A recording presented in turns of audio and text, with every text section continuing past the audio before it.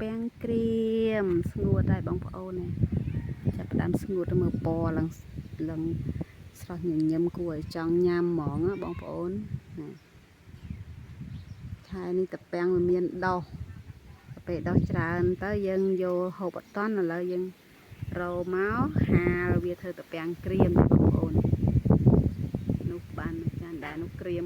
រឹងឆ្កើតែនោះណានេះដាក់ជ្រៀករៀងធំតិចដល់ពេលចឹងទៅវា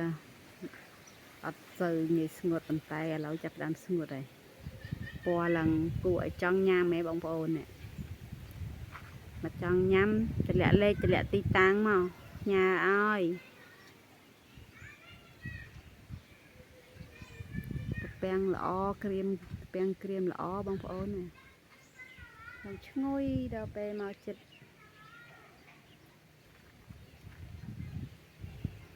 ហាល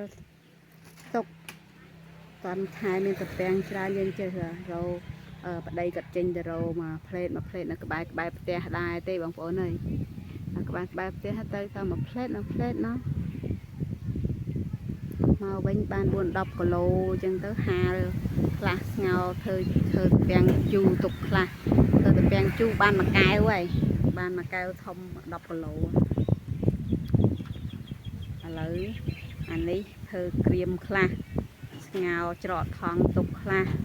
យើងទឹកក្រាន់ហូបខែអត់មានពាំងបងប្អូនខែមានភ្លៀងធ្លាក់ដល់ពេលអញ្ចឹងទៅនេះល្អឃើញបងប្អូន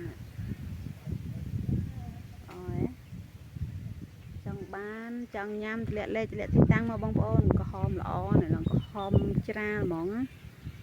លឿងទុំដូចមាសឆ្អិនឆ្អៅអញ្ចឹងមានអីទេស្រុកស្រែជនបទអត់មានអីថតបរោះអួតទេមានអួតអខាំងចាឯងបងប្អូនអើយមេឃធ្លាក់ភ្លៀងដើររោត្រីរោងកែបរោតពាំង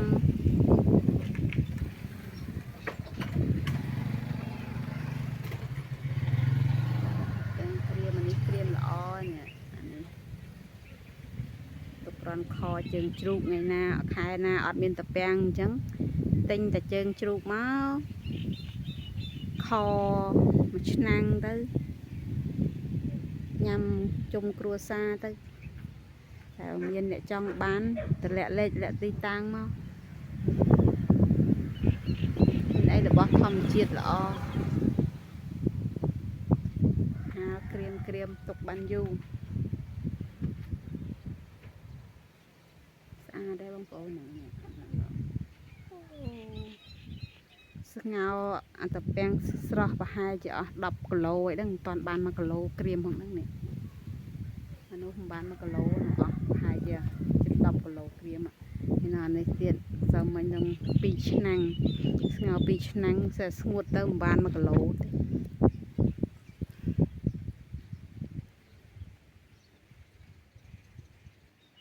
ចំណាយពេលយូរបងប្អូនត្រឹមបានតែពាំងក្រៀមនេះ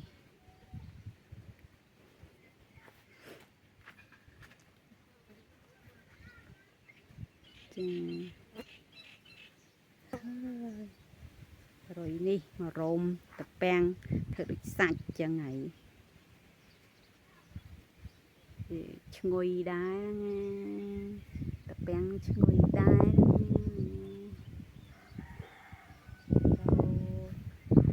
ចេញទៅរោមកផ្លេតយកមកឲ្យប្រពន្ធអង្គុយចិត្តដាក់ស្ងោរឆ្នៃទុកដាក់ចេះតែទុកដាក់ទៅបងប្អូនអើយយើងនៅស្រុកស្រែអត់មានរោអីបានដុំកភួននេះចឹងមានឲ្យយើងរោបន្លែរោរបស់ព្រៃពេលមានភ្លៀងធ្លាក់មានអីចឹងយើងចេះរោហើយយើងធ្វើទុកទៅធ្វើជាស្បៀងធ្វើជាអាហារក្រៀមអាហារអីចឹងទៅគ្រាន់បានហូបកុំឲ្យហត់ទិញគេច្រើនគ្រប់សព